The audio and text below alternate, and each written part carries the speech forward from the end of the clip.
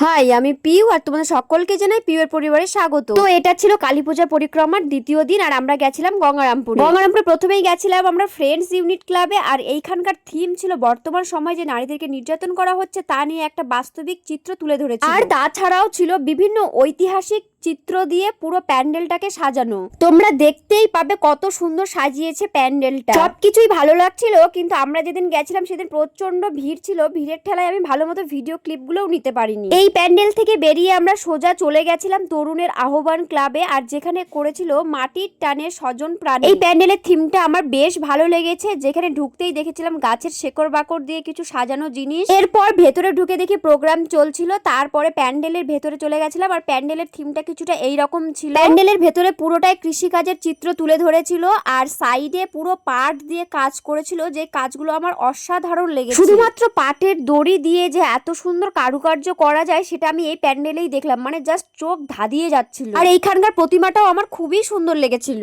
তারপরে বাইরে যেতেই এই রকম কাজ ছিল। আর এরপরে আমরা চলে গেছিলাম নর্থ বেঙ্গল ক্লাবে। এইখানকার প্যান্ডেলটাও আমার বেশ ভালো লেগেছিল, এইখানকার থিমটাও অসাধারণ লেগেছিল। আর দেখো কত সুন্দর ঝর্ণাও করেছিল সামনে।